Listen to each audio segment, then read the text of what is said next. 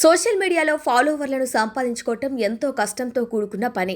కానీ చైనాకు చెందిన ఒక బ్యూటీ ఇన్ఫ్లుయెన్సర్ మాత్రం కేవలం 24 గంటల్లోనే 1 కోటి మందికి పైగా ఫాలోవర్లను సాధించి సరికొత్త రికార్డు సృష్టించింది. ఈ అద్భుతమైన ఫీట్ గతంలో ఫుట్బాల్ దిగ్గజం క్రిస్టియానో రొనాల్డో యూట్యూబ్లో నెలకొల్పిన రికార్డును గుర్తు చేస్తుంది. పూర్తి వివరాల ప్రకారం చూస్తే జియాంగ్ చెంగ్లాన్ అనే చైనాకు చెందిన మేకప్ ఇన్ఫ్లుయెన్సర్కు చైనా మీడియా షేరింగ్ యాప్ డౌయిన్లో గతంలో 3 కోట్ల మంది ఫాలోవర్లు ఉండేవారు. అయితే తన మాజీ ఏజెన్సీ షాంఘై జిన్జియా కంపెనీతో తలెత్తిన వివాదాల కారణంగా 2023 మే నుంచి ఆమె సోషల్ మీడియాకు దూరమయ్యారు. ఆమె పాత ఆన్లైన్ పేరు చెంగ్షియాన్ను సదరు ఏజెన్సీ ట్రేడ్ మార్క్గా నమోదు చేసుకోవడంతో ఆమె ఆ పేరును వాడలేని పరిస్థితి ఏర్పడింది. దీంతో దాదాపు 3 ఏళ్ల విరామం తర్వాత మే 13న ఆమె తన అసలు పేరుతోనే కొత్త అకౌంట్ తెరిచి రీఎంట్రీ ఇచ్చారు.